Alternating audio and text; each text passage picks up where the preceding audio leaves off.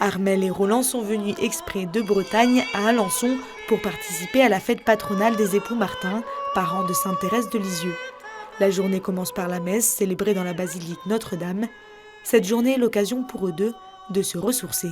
Aujourd'hui, si on est au sanctuaire d'Alençon, c'est parce que c'est l'anniversaire de mariage de Louis et Zélie.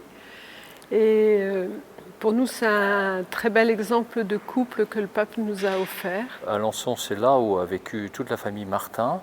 Et nous avons à reconnaître dans tout ce qu'ils ont vécu certains éléments de notre vie d'aujourd'hui.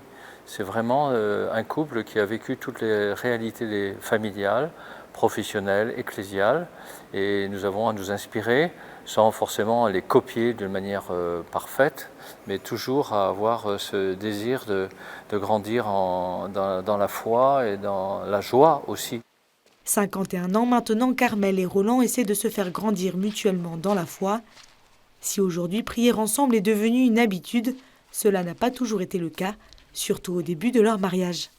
Il y a l'hier et il y a l'aujourd'hui. Il y a l'hier où on a dû apprendre à s'ajuster, parce qu'on a chacun sa façon de prier. Et puis au fil des années, cette grâce qu'on demande et qu'on supplie de pouvoir prier ensemble. Et c'est une grâce à recevoir. Saint Louis et Zélie, vous qui dans votre vie de couple et de parents avez donné le témoignage d'une vie chrétienne exemplaire, aidez-nous à avoir une confiance inébranlable en Dieu. Armelle et Roland ont mis plusieurs années avant de pouvoir partager cette intimité dans la prière. Pour Roland, de nature pudique, le plus dur a été d'apprendre à se dévoiler. En sachant que c'est un peu s'exposer quand on s'adresse à Dieu, mais c'est un peu s'exposer à l'autre aussi. Et c'est tout un apprentissage. Et nous avons été conviés à le faire en présence d'abord de nos enfants, qui étaient petits, 7, 8 ans, 9 ans, avec lesquels on s'est mis à prier et dire simplement le soir à notre Père, je vous salue Marie. D'abord avec les enfants et ensuite en couple, parfois nourris, parfois moins. La vie de prière d'Armelle et Roland n'a pas toujours été lisse, mais les a toujours portés, surtout dans les difficultés. Pour moi, c'est quelque chose de central, avec la vie sacramentale, la prière, quelle qu'elle soit courte, longue, voilà.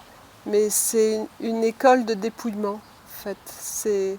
C'est conduire par l'Esprit Saint, par la parole de Dieu, accepter d'être bousculé.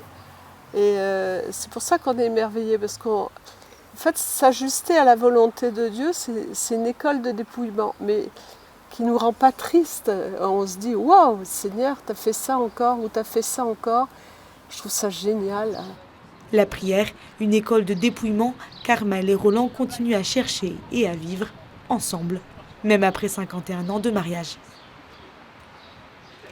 Toute personne a 3 dimensions. Une dimension corporelle, une dimension psychologique et une dimension spirituelle. Et en couple, prendre soin de chaque dimension est importante. Et cette dimension spirituelle, elle va se manifester par la prière ensemble. Et c'est ce lieu de l'intimité avec le Seigneur qui va se partager finalement à deux. Et on retrouve cette intimité aussi évidemment dans l'intimité corporelle, la sexualité du couple, avec les mots que Armelle et Roland utilisent. Ils parlent de se dévoiler, ils parlent de se découvrir, de s'ajuster, ils parlent d'intimité aussi. Tous ces mots-là qui rejoignent aussi l'intimité sexuelle, qui fait que c'est pas si évident que ça, la prière en couple, parce que c'est aussi le lieu de blessure et le lieu de combat.